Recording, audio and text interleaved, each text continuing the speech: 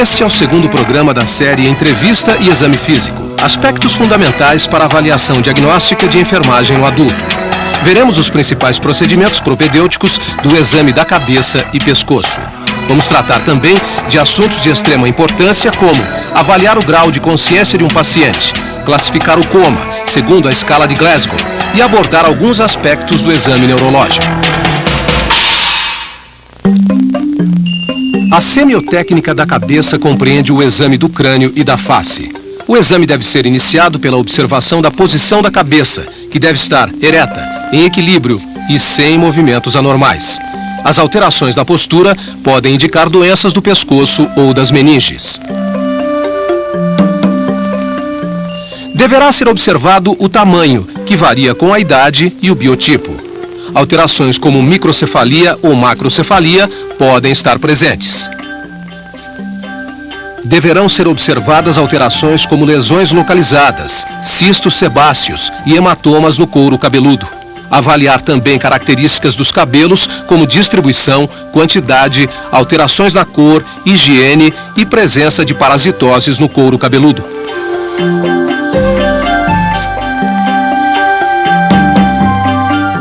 É importante observar alterações na coloração da pele que indiquem patologias, como, por exemplo, palidez, cianose ou icterícia. Manchas localizadas caracterizam algumas doenças, como o eritema nas regiões malares, produzido pelo lúpus eritematoso.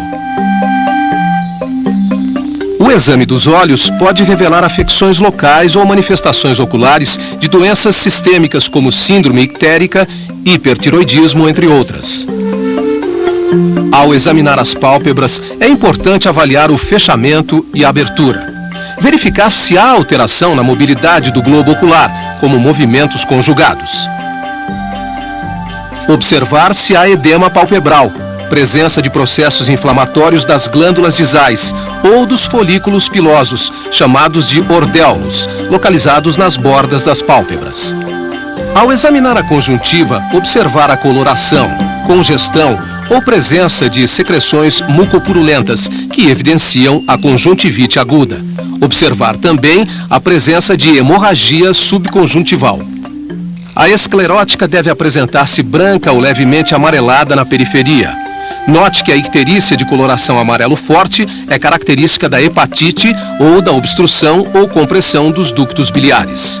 A córnea deve ser transparente e pode apresentar lesões ulceradas ou opacificação. As pupilas devem ser esféricas, negras e isocóricas. O diâmetro deve ser igual em ambos os olhos. Quando há diferença, denominamos anisocoria. A miose ou constrição da pupila ocorre quando há paralisia do simpático ou contração do músculo dilatador. Aparece bilateralmente no coma urêmico, intoxicação alcoólica, por efeito da morfina ou pilocarpina. A midríase ou dilatação pupilar ocorre quando há paralisia do esfíncter. Observar forma e tamanho que poderão estar alterados nos traumatismos, tumores ou doenças endócrinas em que se observa a acromegalia. O movimento das asas do nariz durante a respiração apresenta-se aumentado na dispneia. O exame endonasal permite verificar a presença de sangue, secreções mucopurulentas, crostas e a integridade anatômica do septo e mucosa. O exame da boca é feito com a ajuda de uma espátula. É importante avaliar a coloração da cavidade oral, o hálito e também lábios, gengivas, dentes e língua. Ao examinar os lábios, deve-se observar deformações congênitas ou adquiridas, como ulcerações, fissuras, presença de lesão herpética, aumento do tamanho ou edema. No caso das gengivas, observar alterações da coloração, presença de lesões, sangramento, hiperplasia e outras possíveis alterações. Os dentes são avaliados em relação ao formato, conservação, cáries, mobilidade, quedas, presença de infecção ou uso de próteses. A língua deve ser avaliada a partir do seu dorso, superfície rugosa, determinada pelas papilas, e a coloração. Se for rósea, é normal. Framboesa pode indicar escarlatina. E pálida, anemia perniciosa. O tamanho também deve ser levado em consideração. Se estiver aumentada e exteriorizada, pode indicar hipotiroidismo. E para concluir, observe presença de lesões tumorais ou inflamatórias. Em seguida, verifique as amígdalas e processos inflamatórios, como amidalites agudas, purulentos ou abscessos amidalianos. A forma e o tamanho da orelha podem evidenciar deformidades anatômicas ou lesões traumáticas. O exame do conduto auditivo deve ser realizado com otoscópio ou espéculo.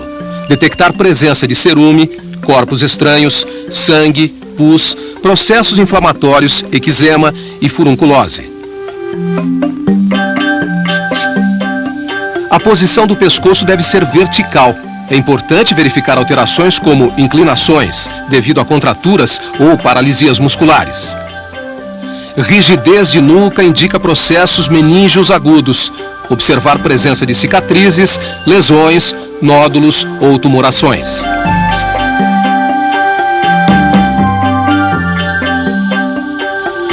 A glândula tireoide normalmente não é visível. Quando palpável, avaliar sua forma e consistência. Pode apresentar nódulo ou bócio. As jugulares normalmente não são visíveis e um discreto engurgitamento deve desaparecer com o decúbito de 30 graus. Quando engurgitadas no decúbito acima de 45 graus, bilateralmente, indica insuficiência cardíaca. Unilateralmente, indica compressão do tronco braquiocefálico daquele lado. Na carótida, geralmente, as pulsações não são visíveis. Os tumores pulsáteis podem ser detectados pela palpação com o dedo indicador e médio, através da intensidade dos batimentos. A frequência da realização do exame neurológico pela enfermeira dependerá das condições de admissão e estabilidade do paciente. Para um paciente estável, o exame neurológico poderá ser realizado uma vez ao dia. Porém, em pacientes que apresentam alterações do quadro neurológico, é necessário que seja feito com maior frequência, com a finalidade de avaliar a evolução e monitorar a resposta ao tratamento terapêutico. Consciência pode ser definida como conhecimento de si mesmo e do ambiente. É a capacidade que o indivíduo tem de poder reagir quando está em perigo ou de satisfazer suas necessidades biológicas e psicossociais. O fenômeno consciência é o resultado da integração de várias estruturas neurais e tradicionalmente é dividido em dois componentes: o despertar e o conteúdo da consciência. Você pode conversar comigo? Lesões no córtex cerebral podem ocasionar distúrbios específicos do conteúdo da consciência, tais como a afasia, que é a perda ou deterioração da linguagem. O conteúdo e o despertar da consciência são avaliados através das respostas de perceptividade e reatividade, respectivamente. A perceptividade está relacionada à função cortical e é avaliada através da análise das respostas que envolvem mecanismos de aprendizagem que requerem certo grau de integração cortical. A reatividade é variável quando há perda da consciência e não depende do córtex. Ela pode ser inespecífica, quando a reação é apenas abrir os olhos, ou seja, acorda, mas não interage. Está diretamente relacionada ao tronco cerebral. Vegetativa, que é relacionada ao controle das funções fisiológicas. Respiração, temperatura e pressão arterial são as últimas a desaparecerem. Basicamente, a avaliação do nível de consciência parte da utilização de estímulos e da observação de respostas. Estes estímulos devem ser inicialmente auditivos e depois táteis. No estímulo auditivo, começa-se pelo tom de voz normal. Obtendo resposta verbal do paciente, a enfermeira deve avaliar o nível de orientação, no espaço, no tempo e em relação a si mesma. É necessário também avaliar a função cognitiva através de perguntas, verificar a memória, a atenção, a concentração e a linguagem. Não obtendo resposta ao estímulo no tom de voz normal, a enfermeira deve utilizar a voz alta ou algum barulho, como o produzido pelo bater das mãos ou o estalar dos dedos. Em caso de resposta verbal, avaliar orientação e cognição. Nos casos em que o paciente não apresenta resposta ao estímulo auditivo, deve-se tentar o estímulo tátil. Inicia-se com um leve toque sobre o braço do paciente, chamando-o pelo seu nome. Se não ocorrer resposta, o estímulo doloroso deve ser aplicado. A aplicação do estímulo doloroso deve ser realizada no leito ungueal através da aplicação de uma pressão sobre as unhas das mãos e dos pés. Pode-se também empregar o estímulo external, que é a compressão e fricção do externo, utilizando as proeminências articulares da mão fechada. Deve-se evitar o excesso de pressão. Para minimizar a subjetividade dos termos e padronizar os registros, surgiram escalas que possibilitam a avaliação do nível de consciência de maneira objetiva e o registro de forma simples e rápida das informações. A escala de coma de Glasgow tem sido amplamente utilizada para determinar e avaliar a profundidade e a duração do coma e prognosticar a evolução dos pacientes com ou sem trauma crânioencefálico. A avaliação tanto da função e do dano cerebral quanto da evolução do nível de consciência é feita com base na pontuação de 3 indicadores: abertura ocular, melhor resposta verbal, melhor resposta motora. Durante a avaliação das pupilas, devem ser observados e anotados o diâmetro, a forma e a reação à luz ou reflexo fotomotor. Deve-se sempre comparar uma pupila com a outra e, quando houver diferenças, devem ser anotadas. A medida deve ser feita com um instrumento de precisão, denominado pupilômetro. O diâmetro da pupila varia de 1 a 9 milímetros, sendo considerado uma variação normal de 2 a 6 milímetros, com um diâmetro médio em torno de 3,5 milímetros.